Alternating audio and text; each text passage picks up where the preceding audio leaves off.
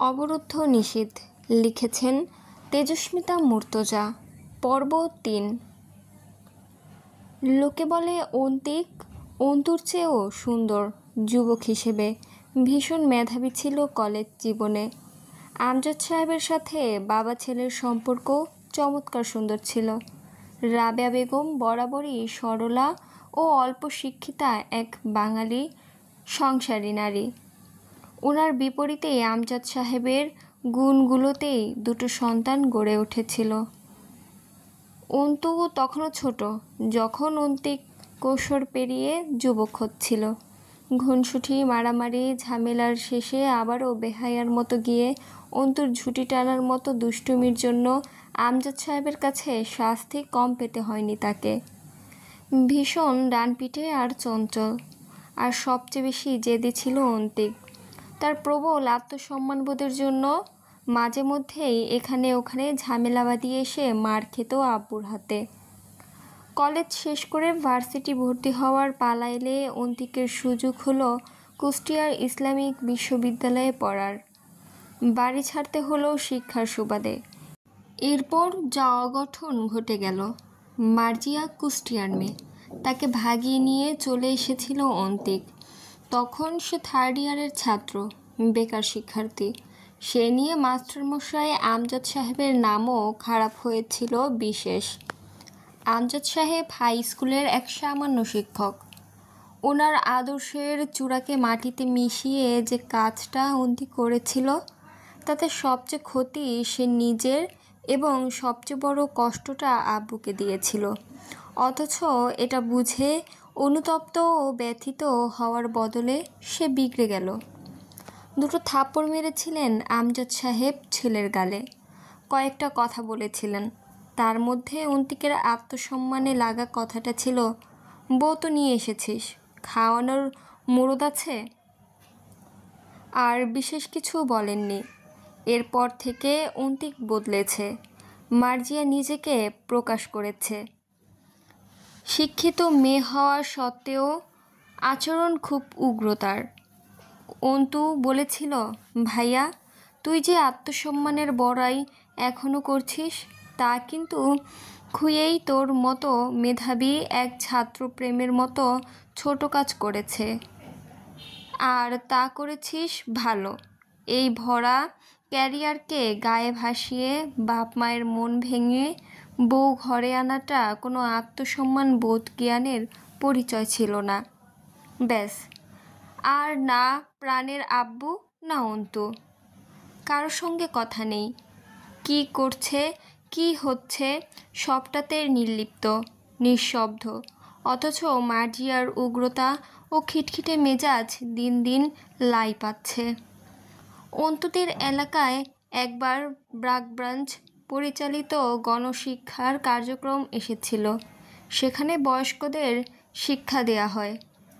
সে তখন এইচএসসি পরীক্ষা দিয়ে দিনাজপুরেই টুকটাক কোচিং করছে। শখের বিষয় বড় নিরক্ষর মানুষদের শিক্ষা দেয়া। সেও শিক্ষিকা হিসেবে যোগদান করেছিল সেখানেই পরিচয় হয়েছিল তাসিনের সাথে ওর। তাসিন ওর প্রেমে পড়ল। বাড়ির লোকেদের সাথে, বিশেষ করে রাবেয়ার সাথে খুব সখ্যতা গড়ে উঠেছিল তার। রাবেয়া মানুষটা যুবকদের সাথে খুব তাড়াতাড়ি মিশে যান। ভোলাবালা সরল নারী যাকে বলে। এক পর্যায়ে তাসিন যখন প্রস্তাব দিল বিয়ের, সাফ মানা করেছিল অন্তু। সে বিয়ে করবে না। এমনকি সে কখনো তাসিনকে প্রেমিকের মতো নজরে দেখেনি। তাসিন নিজে থেকেই উতলা হয়ে পড়েছিল। এরপর একদিন কেটে গেল। তাসিন হাল ছাড়ল। মার্জিয়া নিজের বোন বিথির সাথে তাসিনের বিয়ে দিল। অথচ এখন কেন তাদের সংসারের অশান্তি তা জানার কথা নয় অন্তুর।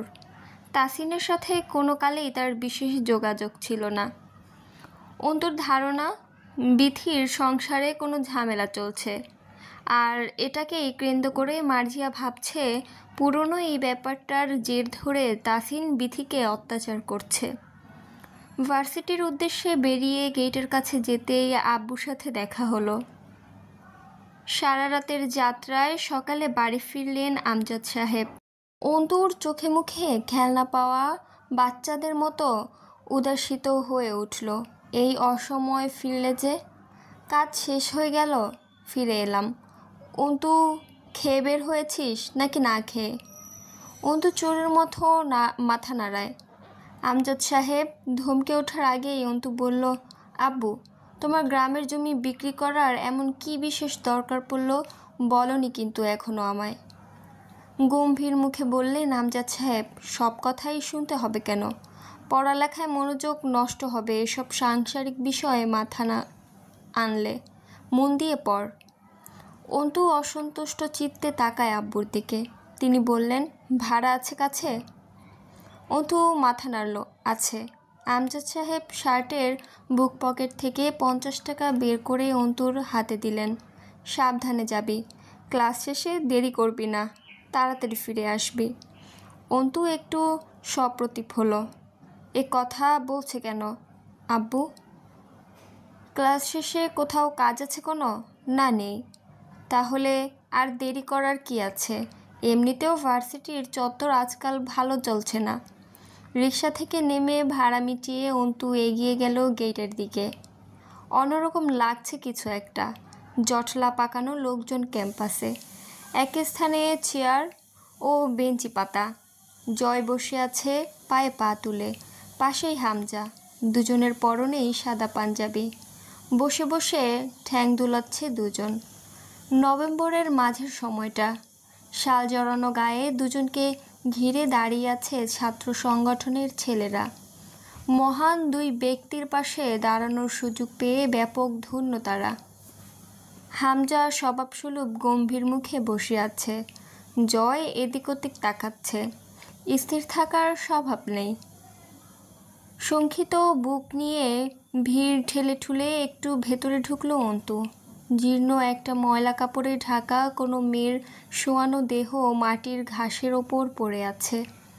সেই মুহূর্তে কারো ধাক্কায় একটু পিছিয়ে এলো অন্তু। মেয়েটা কি আঁখি? বুকের রক্ত ছলকে উঠল অন্তুর। সালমা খালার মেয়েটা এত সুন্দর? অভিশাপে ঝরে পড়া চাঁদের টুকরো বুঝি? ঘন চোখের পাপড়ি যেন এখনই ঝাপটে উঠবে। সে সুন্দর মুখখানার বিবর্ণ খামচিরে দাগে ভর্তি। ঠোঁটের কোণে রক্ত জমাটে বেঁধে শক্ত হয়ে আছে। কালশিটের রং ধারণ করেছে। গাছি গাছি চুল ছিঁড়ে উঠিয়ে ফেলা হয়েছে। বাকি দেহটা এক টুকরো কাপড়ে ঢাকা। সে কাপড় টুকরোর নিচে এতগুলো মানুষের ভিড়ে কোনো এক মেয়ের নগ্নদেহ পড়ে আছে। অন্তুর মনে হলো সে মানসিক ভারসাম্য হারিয়ে ফেলছে, যার ফলে শরীরটা ভার ছেড়ে দিতে চাইছে। তখন কেউ ধমকে উঠল অন্তুকে, পেছনে সরে দাঁড়ান, এত কাছে এসে দাঁড়াবেন না, সরুন, পিছিয়ে যান। স্পষ্ট বিন্যস্ত ভাষা, ভরাট আদেশমূলক কণ্ঠস্বর। কালচে খয়েরি ইনশার্টে একটা ফর্সা মতো পুরুষ। অন্তুকে উপেক্ষা করে হাতা গোটাতে গোটাতে গিয়ে লাশের মাথার কাছে বসল। ইন্সপেক্টর রশিদ ডাকল তাকে। মুস্তাকিন, আপনার ফোন বাজছে। মুস্তাকিন ভিকটিমের দেহ থেকে চোখ না তুলেই বলল, পরে অ্যাটেন্ড করছি, রেখে দিন। অন্তু ভিক ছেড়ে বেরিয়ে এলো। আব্বু রোজ পত্রিকা পড়ে রেখে দেয়, সেখানে এমন ঘটনাগুলো চোখে পড়ে। আজ সেই পত্রিকা ভেদ করে প্রথমবার কোনো খুবলে খাওয়া মেয়ের মরাদেহ সম্মুখে এসে পড়েছে। এগুলো আসলেই হয়? অন্তু কাঁদে না, আমজাদ সাহেব কাঁদতে শেখাননি। কিন্তু আজ সেসব শিক্ষা কাজে লাগলো না। অন্তু নেকাবের নিচ দিয়ে ঝরঝর করে অশ্রু গড়াচ্ছে। আর একটু দূরে এসে মুখের নেকাবটা খুলে ফেলল। ব্যাগের সাইড থেকে পানির বোতল বের করে পানির ছিটা দিল মুখে চোখে। টিস্যু দিয়ে মুখটা মুছে দুটো শ্বাস নিল জোরে জোরে। ধমকালো নিজেকে। আশ্চর্য, এত ভঙ্গুর হয়ে পড়ছো কেন তুমি অন্তু? তুমি তো এমন নও। কোথা থেকে যেন সালমা খালা বুক চাপড়ে আহাজারি করতে করতে ছুটে এসে ধপ করে বসে পড়লেন মেয়ের লাশের পাশে মাটিতে। অন্তুর চোখ বোধ হয় আবার ভরে উঠেছে। নিজের ওপর রেগে উঠল অন্তু। কী মুসিবত! এভাবে ভেঙে পড়লে জীবনকে মোকাবেলা করবে কি করে? কিসের মোকাবেলা? ওই তো একটা মেয়ের ছিন্ন ভিন্ন লাশ পড়ে আছে মাটির ওপর। অন্তুও তো মেয়ে। জঙ্গলের জানোয়াররা কবে যে মানুষের মতো রূপ ধরে মানুষের সমাজে বাস করতে লেগে পড়েছে। তাদের মোকাবেলা করতে ভঙ্গুর হলে চলবে কেন? সালমা খালাকে সামলাতে যে নারীটি ছুটে এলো, অন্তুর চোখ আটকালো তার ওপর। পরনে বিবর্ণ শাড়ি, মুখটাও মলিন, অথচ সেই মুখের সৌন্দর্য অসামান্য। এদের চেহারার অভিজাত্য মিলছে না পরিস্থিতির সঙ্গে। কে করেছে এসব? জয়, হামজা? তাদের কথাই প্রথমে মাথায় এলো অন্তুর। কিন্তু তা উচিত নয়। অন্তু টের পেল এমনটা হবার একটা কারণ আছে। সে আজ কদিন যাবৎ ওই দুটো নামে অনাকাঙ্ক্ষিত বলেই এমন হয়েছে। শাড়ি পরা নারীটি চাঁদনি, আখির ভাবি। মুস্তাকিন তাকে বলল, আপনারা ওনাকে ভিকটিমের কাছ থেকে দূরে নিয়ে যান, আমাদের কাজ করতে দিন। এই স্পটে আপনারা না ঢুকলে সুবিধা হয়। চাঁদনির চোখে কেমন অদ্ভুত রহস্য। সেই রহস্যটাও এক প্রকার রহস্য যেন।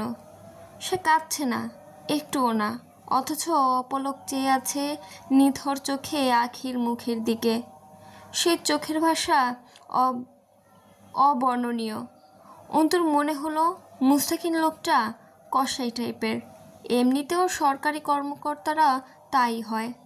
মুস্তাকিন একটু আখির ভাই সোহেলকে ডাকল। সোহেল এক দৃষ্টি বোনের লাশের দিকে চেয়ে আছে। তার চোখে পানি নেই, সেও শুধু তাকিয়ে আছে। মুস্তাকিনের ডাকে এগিয়ে গেল। মুস্তাকিন কোনো রকম শিরোনাম ছাড়া প্রশ্ন করল, কবে ফিরেছেন দেশে? সোহেল আনমনে ছিল, একটু ঝাড়া মারল যেন নিজেকে। হ্যাঁ, এই তো 4 দিন হলো। কোন দেশে থাকতেন? দুবাই। কী কাজ করতেন সেখানে? রাজমিস্ত্রি আর শাটারিংয়ের কাজ করতাম। আখিকে লাস্ট কবে দেখা গিয়েছিল বাড়িতে? খানিকক্ষণ চুপচাপ মাটির দিকে তাকিয়ে থেকে বলল, চাঁদনি বলে সপ্তাহখানেক আগে। নিজেদের সামলান এবং আমাদের সাহায্য করুন তদন্তের কাজে। এভাবে কান্নাকাটি করে কোনো রকম বিচার পাবেন বলে মনে হয়? শক্ত করুন নিজেদের। এক প্রকার ভয় খেলে গেল সোহেলের চেহারায়। না স্যার, কোনো বিচার লাগবে না তো। আমরা কোনো বিচার চাই না। আপনি খালি আমার বোনের লাশ দেন, বাড়ি নিয়ে যাই। কারোর বিরুদ্ধে অভিযোগ নাই আমাদের। মুস্তাকিন ঠোঁটে ঠোঁট গুজে নিচে তাকালো। কেউ হুমকি দিয়েছে আপনাদের? সোহেল মাথা নাড়ল। না না, হুমকি দিবে কে? তাদের কথোপকথন ছাত্রছাত্রীরা শুনছিল। মুস্তাকিন দূর থেকে জয় ও হামজার দিকে তাকিয়ে জিজ্ঞাসা করল, কাউকে সন্দেহ করেছেন? সোহেল আবারও দ্রুত মাথা নাড়ল। না। কণ্ঠস্বরে প্রাণ নেই, নিষ্প্রভ গলার স্বর। মুস্তাকিন বাম হাত পকেটে গুজে বলল, এসে থেকে শুনছি সকলের ধারণা কাজটা পাটোয়ারি পরিবারের 2 ছেলে করেছে। আপনাদের কি ধারণা? সোহেল দ্রুত জবাব দিল, না না না স্যার, ওনারা কেন করবেন এইসব? ওনারা তো সব ঠিক করে দিতে চাইতেছেন। আমরাই উঠি নাই বাড়ি থেকে, এখন চলে যাব, ঝামেলা মিটে যাবে। অগোছালো অযাচিত কথা সোহেলের। বোনের মরদেহ পড়ে আছে বিশ্ববিদ্যালয় প্রাঙ্গণে। তারা বাড়ি খালি করার স্বীকারোক্তি দিচ্ছে। চরম ঘাপলা বিষয়টা, আবার সহজেও বলা চলে। খুব বেশি ভয় পেয়েছে হয়তো, অথবা কিছু লুকানোর চেষ্টা, গা বাঁচানোর চেষ্টা। মেয়েটা গণধর্ষণের শিকার, এবং ধর্ষণটা অপ্রকৃতস্থ কারো দ্বারা সংঘটিত হয়েছে। আখির দেহ তাই বলছে। মুস্তাকিন গিয়ে হাঁটু ভাঁজ করে উবু হয়ে বসলো চাঁদনির পাশে। জিজ্ঞাসা করলো, আখি কবে থেকে নিখোঁজ ছিল? চাঁদনি ঘামার্ত মুখটা মুছল মলিন শাড়ির আঁচল দিয়ে। সপ্তাহখানেক আগে দুপুরের স্কুল থেকে বাড়ি আসছে। টেস্ট পরীক্ষা চলতেছিল এসএসসির। বিকালে বাইর হয়ে গেল কোচিংয়ে যাওয়ার জন্য। এই তো ফিরে আসছে স্যার। অন্তুর কলিজায় মনে হলো সজোরে এসে একটা তীর তীব্র বেগে গেঁথে গেল। এই তো ফিরে আসছে স্যার। মুস্তাকিন উঠে দাঁড়িয়ে রশিদকে ডাকলো, এদিকে আসুন। জি স্যার। রশিদ এগিয়ে এলো। মুস্তাকিন তার হাত থেকে ফোনটা নিতে নিতে বলল, যত দ্রুত সম্ভব তদন্তের কাজ শুরু করুন। বডিটাকে ফরেনসিক ল্যাবে পাঠাবার ব্যবস্থা করুন, as soon as possible. Rashid মাথা নাড়ল, আবার বলল, কিন্তু স্যার গার্জিয়ানরা তো লাশ বাড়ি নিতে চাচ্ছে, খুব জিদ ধরে আছে। কোনোভাবেই তারা লাশ কাটাছেঁড়া করতে দেয় রাজি না। আপনি একটু কথা বলুন ওদের সঙ্গে। মুস্তাকিন মাথা নাড়ল, আচ্ছা কথা বলছি, দ্রুত করুন। ক্যাম্পাসে লোক জড়ো হচ্ছে, একটা হাঙ্গামা হবার চান্স আছে। তার আগেই বডি ট্রান্সফার করুন মর্গে। কখন কে জানে জনতার মাঝে বিক্ষোভ জেগে ওঠে। প্রফেসর এগিয়ে গেলেন মুস্তাকিনের দিকে, হাত বাড়িয়ে হ্যান্ডশেক করলেন মুস্তাকিনের সঙ্গে। আমি প্রিন্সিপাল ইউসুফ সিরাজি। মুস্তাকিন মাথা নাড়ল সামান্য। সৈয়দ মুস্তাকিন মহান, investigator, police bureau of investigation, PBI department. Professor রশিদের সঙ্গে হাত মেলালেন। রশিদ নিজের পরিচয় দিল, রশিদ আলম, ইন্সপেক্টর অফ থানা পুলিশ। প্রফেসর দুঃখ প্রকাশ করলেন, কি যে হচ্ছে ভার্সিটিতে আজকাল। ছেলেমেয়েরা আতঙ্কিত, কারা এসব করেছে কে জানে। মুস্তাকিন কথার মাঝখানেই ফোন কানে ধরে অন্যদিকে চলে গেল। রশিদ প্রফেসর কথায় অনিচ্ছাকৃত হা ঘাড় নাড়তে থাকলো। মুস্তাকিনকে দেখে হামজা উঠে দাঁড়িয়ে হ্যান্ডশেক করলো। জয় কোনো মতে ফোন থেকে মাথা তুলল। Good job officer. মুস্তাকিন সামান্য হাসল অদ্ভুত ভঙ্গিতে, থ্যাংক ইউ। এরপর হুট করেই বলল, লোকে আপনাদের দিকে আঙুল তুলছে, আপনাদের কি খেয়াল? হামজা হাসল, আপনি তুলছেন না আঙুল? আমি আমজনতার থেকে খানিক আলাদা, বলা চলে নিজের পেশার খাতিরেই। প্রমাণ ছাড়া আঙুল তুললে সরকারি চাকরি থাকবে না। চোখ মারল হামজাকে মুস্তাকিন। হামজা ছেলেদের চলে যেতে ইশারা করে। সালমা কাঁদছেন, জোরে জোরে কাঁদছেন বুক চাপড়ে। লোকের চাপা গুঞ্জন আর পরিবেশে অভিশাপের কালশিটে ধোঁয়া উড়ে যাচ্ছে যেন। জয় জবাব দিল মুস্তাকিনের, আপনার চাকরি ধরেন আমি রক্ষা করব, তাইলে আঙুল তুলে জেলে ভরবেন তো? মুস্তাকিন বসল দুজনের সামনে একটা চেয়ারে। সূর্যের তেজ ও আলো কমে উত্তরে হাওয়া এসে গায়ে লাগছে। কাঁধে ঝুলিয়ে রাখা ডেনিম জ্যাকেটটা গায়ে জড়িয়ে বলল, আপনার শখ অথবা শাস্তি সহ্য করার কনফিডেন্স, কোনটা ধরব? হামজা প্রসঙ্গ বদলালো, কিছু জিজ্ঞাসা করতে চান অফিসার? প্রফেসর সিরাজি এসে দাঁড়ালেন পাশে। মুস্তাকিন এবার সরাসরি কথা এলো, আপনারা আমাদের ডেকেছেন সকাল 8টার দিকে, তাহলে এখানে লাশ ফেলে রাখা হয়েছিল ঠিক কখন? সে ব্যাপারে কোনো ধারণা আছে? হামজা মাথা নাড়ল, তা জানে না কেউই। আমাকে কল করা হয়েছে, তখনও আমি ঘুমেছিলাম। ছেলেরা কল করে জানালো। জয়ের দিকে ফিরল মুস্তাকিন। জয় মাথা ঝাঁকালো। ভাই আমারে জাগিয়ে নিয়ে আসছে, আমি ঘুমাচ্ছিলাম। মুস্তাকিন জিজ্ঞাসা করল, আপনারা একসঙ্গে থাকেন? জয় মাথা নাড়ল। এক বাড়িতে এক ঘরে থাকতাম। লোক বদনাম করবে জন্য থাকা হয় না। বদনাম তো আর কম নাই এমনিতেই। হেসে ফেলল মুস্তাকিন। পরে নিজেকে সামলে বলল, লাশ অ্যাকচুয়ালি কোথায় ফেলা হয়েছিল সেই জায়গাটি দেখান আমাদের। সেটা তো দেখেছেন, বিশ্ববিদ্যালয়ের মেন প্রাঙ্গণের পেছন দিকটা নির্জন এবং গাছগাছালিতে ছাওয়া।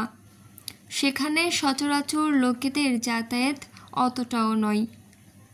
দিনের বেলায় ছেলেমেয়েরা আড্ডা দিতে নির্জন জায়গাটা বেছে নেয়। রাতে একদম শুনশান, ক্যাম্পাসের অফসাইড বলা চলে। সর্বপ্রথম লাশ দেখেছে ঝাড়ুদার। সে প্রথমে বুঝতে পেরেছিল না ওটার লাশ।